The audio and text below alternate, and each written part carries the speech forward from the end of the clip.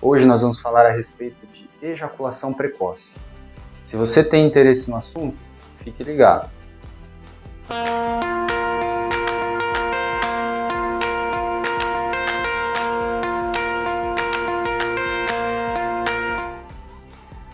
Olá, meu nome é Felipe Vasconcelos, eu sou médico urologista e hoje nós vamos falar a respeito da ejaculação precoce. Antes de falar de ejaculação precoce, o que seria a ejaculação? Vamos começar um pouquinho antes. A ejaculação nada mais é do que a liberação do sêmen durante uma relação sexual ou durante a masturbação, que acontece após os estímulos sexuais. Então nós temos os estímulos e depois a gente libera o sêmen. A ejaculação precoce seria aquela ejaculação que acontece nas preliminares ou até dentro do primeiro minuto após o início da penetração. Então você está lá com seu parceiro ou sua parceira e durante a preliminar ou durante o primeiro minuto ali que você tem a relação, você ejacula. É uma situação meio chata, a pessoa fica meio desconcertada, a parceira ou o parceiro não sabe muito bem como lidar também com aquela situação. Pode ficar a impressão de que foi só daquela vez que isso aconteceu, mas você fica com aquele pensamento na cabeça, de que você não pode falhar de novo. Então fica já com aquela pressão de que numa próxima tentativa você não vai conseguir, você vai ejacular rápido, enfim. Existem homens que vivem com ejaculação precoce durante todo o período da vida, desde o início da atividade sexual. E isso é muito ruim. Para o homem, ele se sente incapaz de satisfazer a parceira. Então ele fica com aquela impressão de que ele não é homem suficiente, de que em toda relação isso vai acontecer. E para a parceira ou parceiro, dependendo da situação, pode ficar como se o homem fosse egoísta. Pode ficar aquele sentimento de raiva, ou pode ficar até aquele sentimento de frustração. A gente tem alguns dados que 80% dos homens que têm ejaculação precoce não procuram ajuda médica. Isso muito por conta da vergonha que eles têm de lidar com o problema, ou seja, é um problema que o homem fica meio embaraçoso ali de conversar com um amigo, conversar com um médico, então ele não vai, e às vezes ele acha que não tem tratamento. Ele acha que essa é uma característica dele e que ele vai ser assim para o resto da vida. E existe também uma boa parcela de culpa do sistema de saúde. Hoje no Brasil a gente tem poucos profissionais ou ainda tem um número limitado de profissionais para lidar com esse tipo de paciente. Então esses pacientes acabam ficando muitos anos e às vezes a vida inteira desassistidos. É muito difícil a gente estabelecer o critério diagnóstico da ejaculação precoce. Um dos primeiros estudos que a gente tem sobre esse tema é lá de 1943. Um autor chamado Shapiro, ele estabeleceu uma prevalência da ejaculação precoce na população dos Estados Unidos de 1 para cada 1000.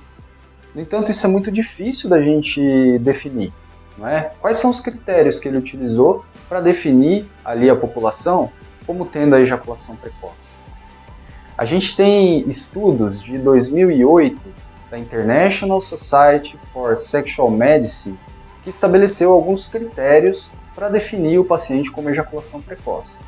Então você tem os dados lá de 1943, no início desses estudos, até 2008, que é quando a gente começou ali a entender um pouco melhor e classificar o problema. Então a gente tem 3 critérios para definir um paciente como tendo a ejaculação precoce. A ejaculação que acontece dentro do primeiro minuto da atividade sexual, em todas ou em quase todas as relações, a inabilidade de controlar essas ejaculações e a repercussão na vida social desse paciente. Ou seja, ele tem estresse, ele tem ansiedade e alguns pacientes até chegam a ter o isolamento sexual. Então veja que não é só o tempo que faz o diagnóstico. A gente também precisa de estabelecer esse contexto social, ou seja, tem que interferir na vida ali desse paciente. A gente tem estudos de um autor chamado Montorsi, de 2005, em que ele estabelece o tempo médio que uma relação deveria durar. Como que foi feito esse estudo? Ele pegou pacientes norte-americanos e pacientes europeus e ele fez um balanço, mais ou menos uma média, do que seria uma relação. E ele encontrou um número de 7 a 14 minutos. Então, para você que tem a dúvida, poxa, eu ejaculo mais de 1 minuto, mas será que eu tenho ejaculação precoce? Será que minha ejaculação é rápida ou não? Então, nesse estudo, ele definiu entre 7 e 14 minutos o tempo em que os pacientes geralmente levavam para ejacular. É importante notar que nesse estudo não foi incluído nenhum brasileiro. Então, como esse é um tema que leva muito em consideração o contexto social, pode ser que no Brasil tenha alguma diferença. Mas só por aí a gente já consegue definir qual seria o tempo que um paciente levaria para ter aí a ejaculação. Então vamos falar um pouquinho sobre o processo mesmo de ejaculação. Como que a ejaculação ela acontece? A ejaculação, pessoal, ela é determinada pelo sistema nervoso central. E ela se utiliza de alguns neurotransmissores, que são substâncias que fazem a mensagem de um neurônio passar para o outro. A gente tem um neurotransmissor que é mais estudado sobre esse assunto, sobre a ejaculação precoce, que é a serotonina. Então a serotonina ela atua de um neurônio ao outro mandando a mensagem. Quanto mais tempo essa serotonina passar enviando a mensagem ali para esse receptor, maior vai ser a intensidade do sinal, a intensidade dessa mensagem. Existem receptores que aceleram a ejaculação e existem receptores que atrasam a ejaculação. Então a maior parte do tratamento, a maior parte dos medicamentos que a gente tem são nesse sentido, de aumentar esses neurotransmissores, esses receptores na verdade, que atuam atrasando a ejaculação. Então esse seria o mecanismo. E muita gente deve se perguntar assim, poxa, mas qual é a causa da ejaculação precoce? Será que isso é um problema que eu tenho, que já nasceu comigo? Será que isso é um problema psicológico? Será que isso tem cura? Será que isso vai durar a minha vida inteira? Não é? Então essas são dúvidas que geralmente os pacientes têm. Então, a ejaculação precoce, existem várias causas para explicar esse fenômeno. E no geral, na medicina, quando isso acontece, é porque nenhuma dessas hipóteses consegue explicar o problema como um todo. A gente tem hipóteses como a hipersensibilidade peniana, alteração no receptor da serotonina, que é esse neurotransmissor que eu falei, e distúrbios relacionados à ansiedade. Muito provavelmente, tudo isso age em conjunto para gerar a ejaculação precoce. Então, depois de feito o diagnóstico da ejaculação precoce, a gente tem os critérios para definir ela como sendo uma ejaculação primária, ejaculação precoce primária, ejaculação precoce adquirida, ejaculação precoce intermitente e a ejaculação que o paciente ele acha que tem ejaculação precoce, mas na verdade ele não tem. Vamos falar um pouquinho sobre esses temas agora. A ejaculação precoce primária é aquela que acontece desde o início da atividade sexual. Então, para os pacientes adolescentes que estão começando ali essa atividade, vai acompanhar esses pacientes ao longo da vida deles. Então, geralmente, esse tipo de ejaculação precoce está relacionado com a ansiedade. No outro extremo, para os pacientes que têm a ejaculação precoce adquirida, geralmente esses sintomas eles vão se apresentar lá na idade adulta, quando ele já tem mais de 50 anos. O que acontece? Esses pacientes é muito comum a gente encontrar a disfunção erétil, que é a dificuldade de ter as ereções. Muitas vezes esses pacientes eles vão para uma relação com uma certa insegurança, porque eles não sabem se aquela ereção vai ser o suficiente para durar até o final de uma relação. Então essa ansiedade, esse nervosismo, essa insegurança acaba fazendo com que esses pacientes tenham a ejaculação precoce. Então muitas vezes a gente tratando a disfunção erétil, a gente consegue fazer com que esse paciente tenha uma ejaculação normal, num tempo considerado ali adequado e que ele consiga satisfazer a si próprio e a parceira ou o parceiro. A gente tem a ejaculação precoce intermitente, que é o quê? É aquela ejaculação precoce que acontece em um determinado momento passa um tempo e depois ela acontece de novo. Mas o paciente ele vive um período sem ter queixa nenhuma. É mais situacional. E existe a ejaculação precoce percebida pelo paciente, mas que na verdade não é ejaculação precoce. É aquele paciente que dura mais do que 1 minuto, mas ele gostaria de durar muito tempo mais. Tem pacientes, por exemplo, que chegam no consultório falando que tem ejaculação precoce com um tempo de relação de aproximadamente 30 minutos. Esse paciente ele não tem ejaculação precoce. Então vamos falar um pouquinho agora sobre os tratamentos que a gente tem sobre a ejaculação precoce. A gente tem tratamentos que são comportamentais, tratamentos medicamentosos, tá certo? Vamos começar então com os tratamentos comportamentais.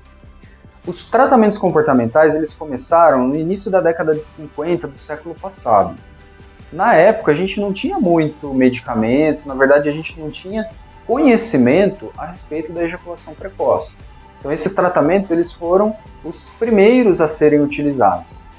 Tem um autor norte-americano chamado James Simmons que ele, de atender tanto paciente com ejaculação precoce, ele falou, poxa, peraí, eu preciso ajudar esses pacientes de alguma forma.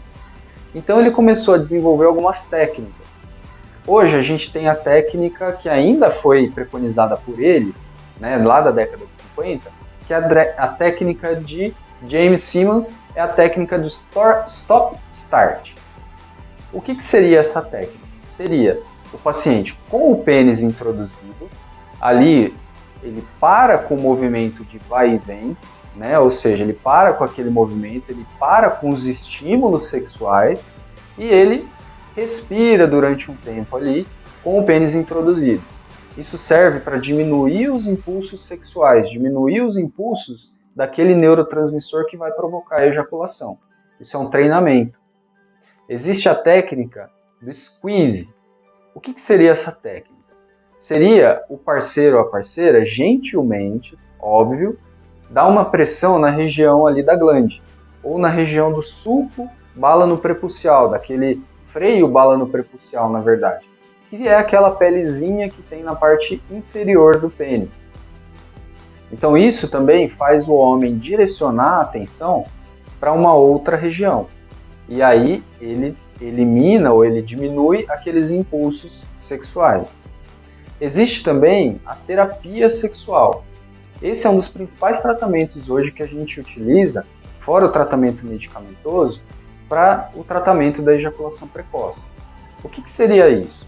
Seria o paciente, durante uma terapia, fazer ali uma análise para entender os gatilhos, quais são as origens dessa ejaculação precoce. Muitas vezes, entendendo quais são esses gatilhos, o que faz ele ejacular mais rápido, a gente consegue um tempo maior durante a relação.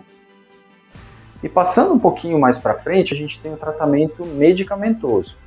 O tratamento medicamentoso ele pode ser feito sob demanda, que é quando o paciente ele vai ter ali uma relação, ele usa um determinado medicamento, ou ele pode ser feito de maneira contínua. A maior parte dos medicamentos que a gente tem para tratar a ejaculação precoce são os inibidores da recaptação da serotonina, aquele neurotransmissor que eu falei lá atrás. Ou seja, esses medicamentos eles fazem com que a serotonina atue por mais tempo ali na região dos neurônios. Aqueles neurotransmissores, aqueles receptores, na verdade, que fazem a ejaculação durar mais.